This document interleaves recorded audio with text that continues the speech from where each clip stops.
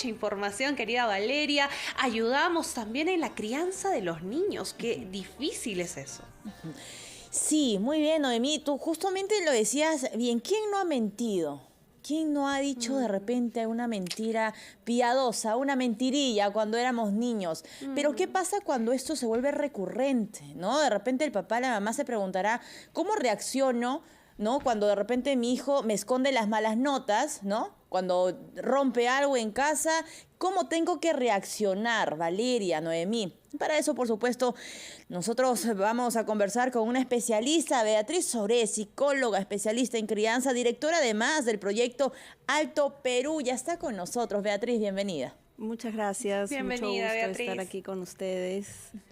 En primer lugar, a ver, la pregunta que todos se hacen, todos los padres, ¿a qué edad un niño ya empieza, digamos, a usar estos, a mentir, ¿no? Y la otra también, ¿cómo uno se da cuenta que el pequeño está mintiendo? Valeria, me gustaría ir un poquito más atrás para comprender el contexto de las mentiras en el desarrollo infantil, porque los primeros 6 años de vida son claves para el desarrollo.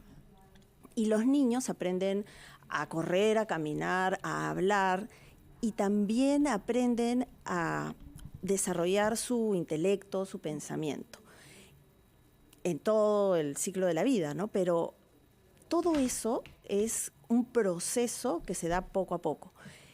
Y las mentiras son parte también del desarrollo cognitivo. Para que un niño pueda mentir, tiene, digamos, previo a eso, hay como la imaginación, ¿no es cierto? Porque cuando son chiquititos los niños juegan, por ejemplo, a que una escoba es un caballo y es parte de la imaginación y así lo entendemos y nadie va a decir el niño está mintiendo porque dice Claro. que la escoba es el caballo. Entonces, eso es parte del proceso natural. Y los niños a determinada edad se dan cuenta que las otras personas también piensan, o sea que hay el pensamiento del otro y mi pensamiento y que puede haber cosas diferentes. Entonces la mentira inicialmente puede ser parte de ese proceso de desarrollo. Entonces lo que pasa es que no lo llamamos mentira. Pero el mundo de los niños pequeños, sobre todo antes de los 6 años, la fantasía y la realidad, hay momentos en los cuales se confunden. Y parte de ese desarrollo es ir aprendiendo a diferenciar qué es fantasía y qué es realidad. Y esa diferencia se da progresivamente. Y cuando el niño está estresado, le resulta más difícil hacer esa distinción al inicio. Entonces, sí. Sí, no sé si Ahora, hablábamos sobre edades, nos dice que viene incluso desde antes porque el pequeño no sabe diferenciar. El caso de mi hijo, por ejemplo, tiene 2 años, cuando no consigue algo, empieza a decir, me duele la pierna, aunque de repente no lo es y solo quiere llamar la atención. Entonces no hay una edad clara en la que ya podamos decir, él está mintiendo y lo que está haciendo está mal. Yo diría, hay distintas perspectivas. Claro. Yo diría que cada niño es diferente a otro. Entonces hay que comprender qué está sucediendo con cada niño en cada momento. Un niño de 2 años es bien chiquitito. Entonces, en realidad yo te diría, la mentira, entre comillas, también es leída por algunos investigadores como un dato de la inteligencia también. Entonces, creo que más que decir a tal edad ya no debe mentir el niño, es tratar de comprender qué está pasando y en qué situaciones que está mintiendo cada niño y entender cada situación en particular, ¿no? Y en ese sentido, Beatriz, ¿cómo debe reaccionar un padre, una madre cuando se da cuenta que de repente que más allá de la imaginación el pequeño está mintiendo, ¿no? A ver, te cambio la pregunta, ¿qué es lo que no debe hacer por nada del mundo un padre? Es el consejo de repente que tú tienes mucho en consultorios. Sí, lo que no debe hacer nunca un padre es etiquetar al niño como mentiroso. Eso es algo que nunca debe hacer un padre. Y en general no se debe etiquetar a los niños con nada. Porque si uno dice es un mentiroso, digamos, ya no te permite comprender por qué razón puede estar mintiendo ese niño. Entonces, Este es el primer consejo, no etiquetarlo, porque lo que buscamos como padres es comprender qué le está pasando al niño. Por ejemplo, a tu hijito de 2 años, que dice, me duele la barriga, me duele esto, para no hacer algo, puede ser tan simple como que escuchó una canción, porque efectivamente hay una canción de un osito, no sé qué, que dice mentiras para no hacer cosas. Entonces, puede ser eso, puede ser que vio un amiguito, o puede ser que está como, que no quiere hacer algo que lo estresa, y que es un mecanismo, una forma que está encontrando él de evadir una situación que le genera estrés. Entonces, lo más que si nosotros nos enfocamos en la mentira, dejamos de ver que voy a inventarme con el ejemplo que has puesto, que tal vez hay un niñito nuevo en el salón que le está pegando y que eso le genera una situación de estrés y él tiene 2 años, su lenguaje todavía es pequeño, digamos, no está tan desarrollado y no sabe cómo decir que no quiere ir al colegio porque este niño le pega. Entonces, hay otra línea muy delgada también, Beatriz, y quiero dejar la pregunta antes de ir, digamos, a la pausa. ¿Cómo darse cuenta, por ejemplo, si un niño ya ha sido manipulado, ¿no? Y lo obligan a callar?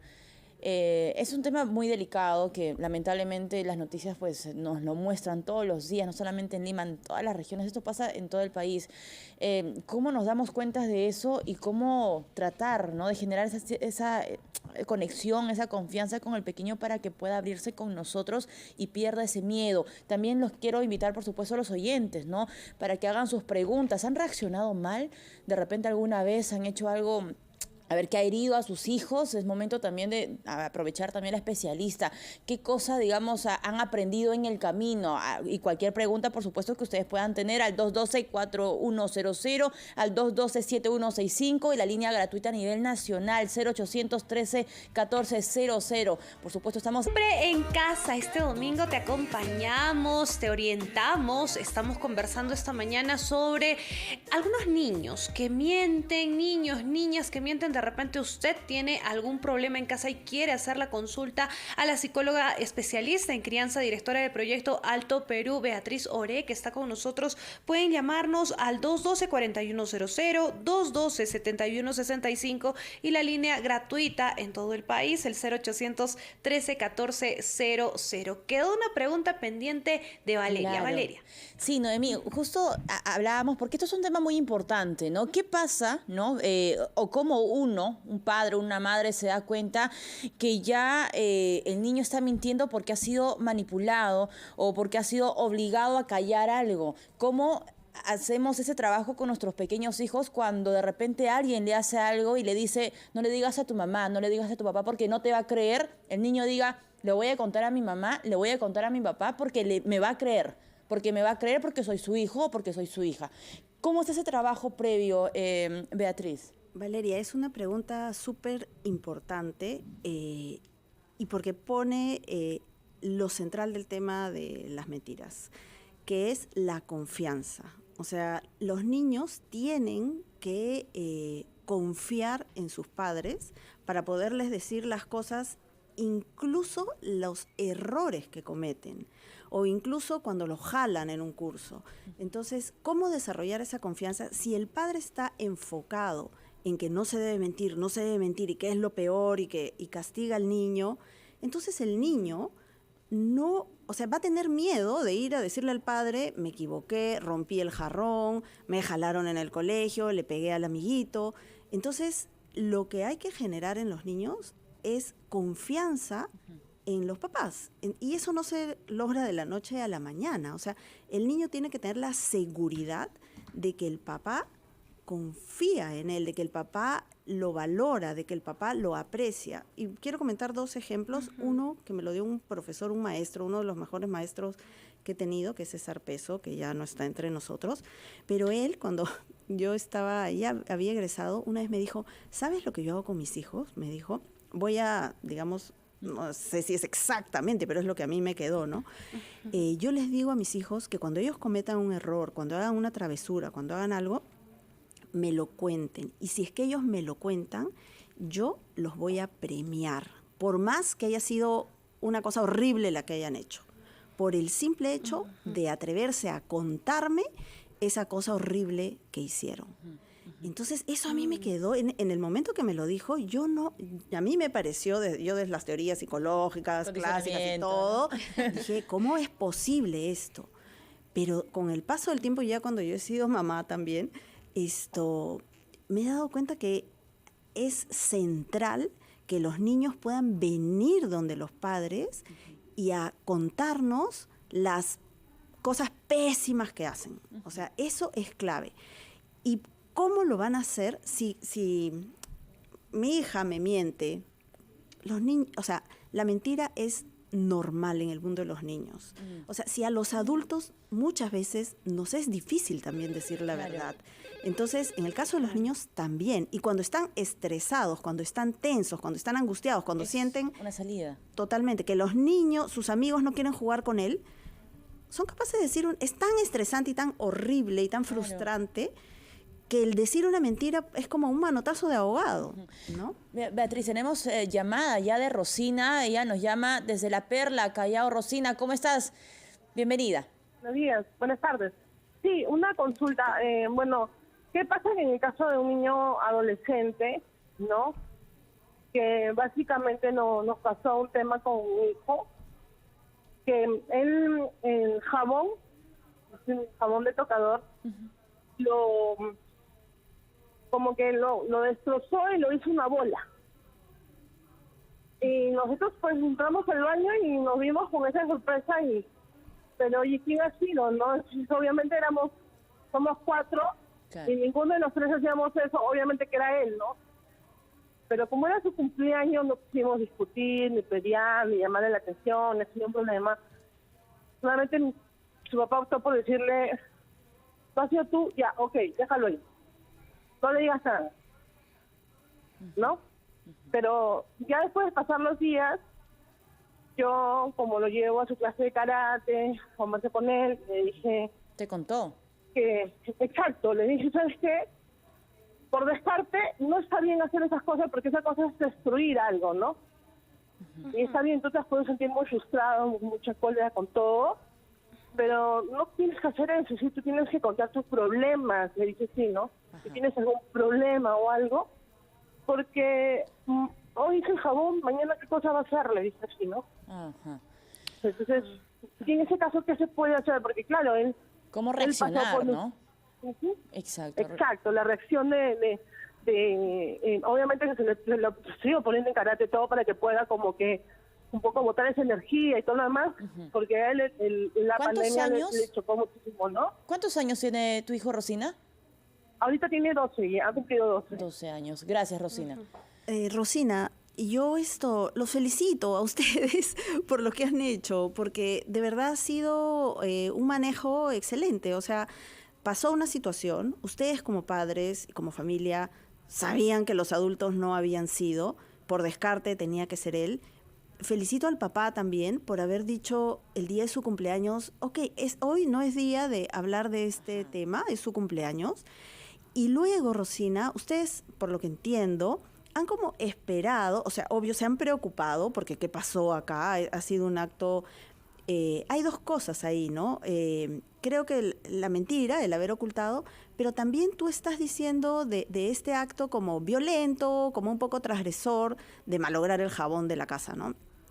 Y provocador también probablemente. Pero creo que ustedes lo han manejado excelente, Rosina, y los recontra felicito a todos, porque luego han esperado y tú has podido hablar con él. No sé si él tuvo la iniciativa o tú la tuviste, pero abriste la posibilidad a que él hable y diga lo que pasó sin miedo. Entonces, y que él lo haya dicho, no importa qué ha sido después, me parece que eso es lo más importante y que como papás es lo que tenemos que buscar, esos espacios de diálogo, de conversación y tal vez poderle decir, preguntarle, tal vez más que...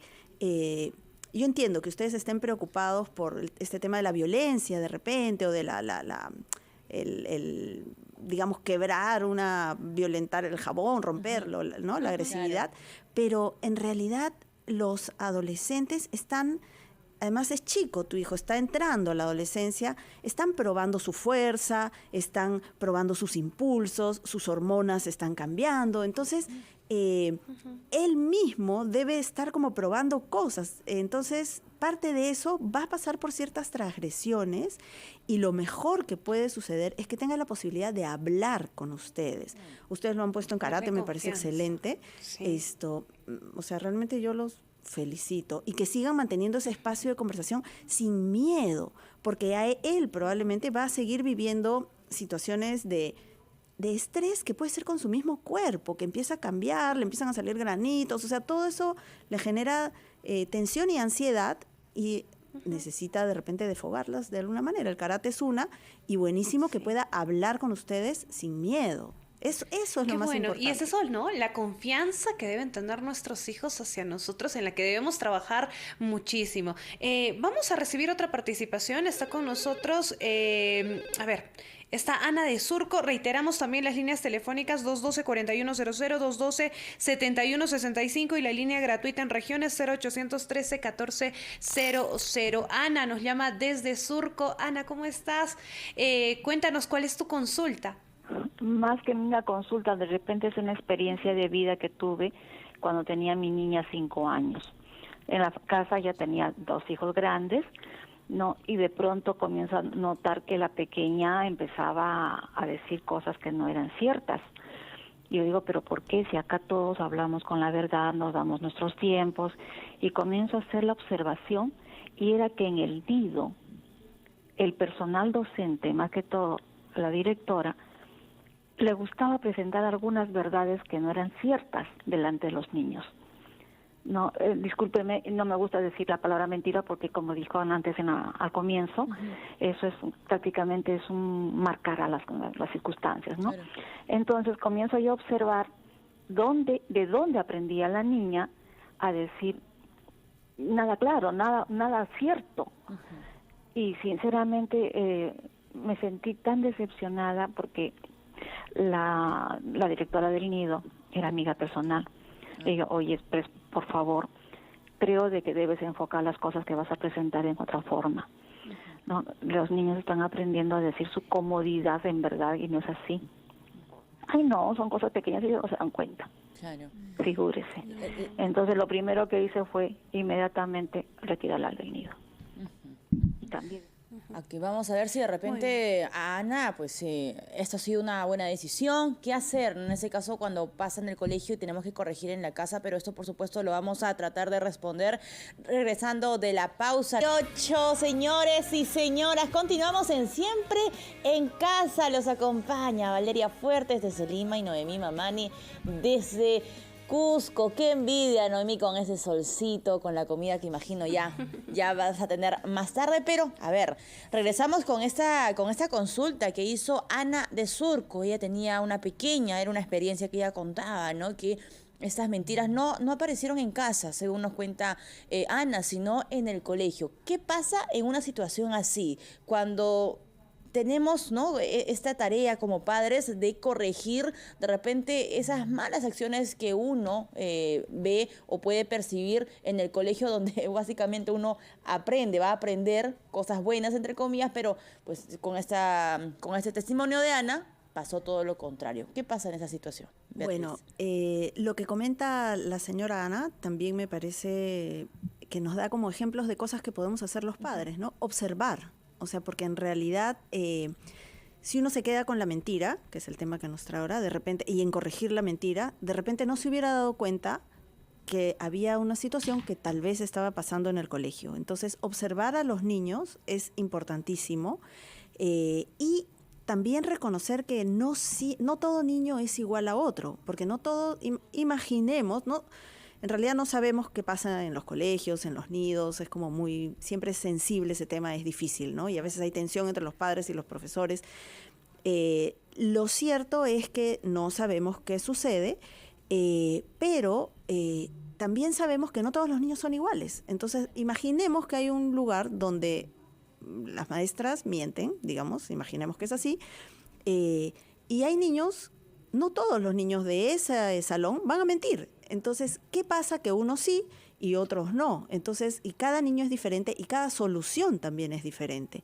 Entonces, el punto central es observar a mi hijo, ver qué está pasando, qué cosa está desencadenando que mi hijo diga las mentiras, si las empieza a decir en casa, qué es lo que desencadena la mentira, cuál es el sentido de esa mentira para mi hijo en particular, porque otro niño puede estar en la misma situación y no mentir, ¿no? Entonces, lo que observó la señora la llevó a retirar a la niña, lo cual está perfecto porque ella ha visto desde su hija que pasó eso. Eso no significa que todos los papás y las mamás tienen que hacer eso en la misma situación. Lo que es central es observar a mi hijo, a mi hija, qué cosa está desencadenando la mentira, por decirlo de alguna manera, o que se ve obligado a mentir, qué emoción está detrás, porque generalmente cuando hay una mentira hay algo que el niño quiere generar, digamos, o puedo poner un ejemplo, o no sé si hay otra llamada y de repente lo podemos ver con la llamada, o cuento un ejemplo. No, puedes. Sí, o sea, por ejemplo, un niño que está en el colegio y que ve que todos sus amiguitos están jugando juntos y él, porque digamos que no está jugando con los amiguitos. Esa situación para un niño puede ser terrible, puede ser no quieren jugar conmigo, pero para otro niño puede ser están jugando ahí y me pongo a jugar yo otra cosa. O sea, depende mucho de qué pasa. Entonces, este niño que se siente como solo probablemente, dice una mentira. Oigan, ¿saben que en mi casa mi papá tiene 3 helicópteros? Y todos vienen a verlo. Sí, ¿cómo? No, sí, tengo 3 helicópteros. Y hay una gran mentira. Entonces, claro, sí. Pero, Beatriz, sí. Una consulta. ¿En qué etapa ya me percato que lo que está pasando, las mentiras de mi hijo se están saliendo de control, no lo puedo atender yo? ¿En qué momento digo, ya, para y voy a un especialista? Yo creo que el tema que preocupa es lo que siente el niño, porque la mentira es lo que el niño hace para evitar sentirse solo, en este ejemplo que yo conté, o frustrado, o con mucha rabia. Claro. Entonces, lo que me lleva al especialista no es la mentira, sino es la soledad de mi hijo, la dificultad que tiene para interactuar con sus compañeritos. Y allí el tema de la confianza, ¿no? El tema de la Efectivamente. confianza. Beatriz, te agradezco muchísimo que nos hayas acompañado el día de hoy. Beatriz Oré, psicóloga especialista en crianza, directora también del proyecto Alto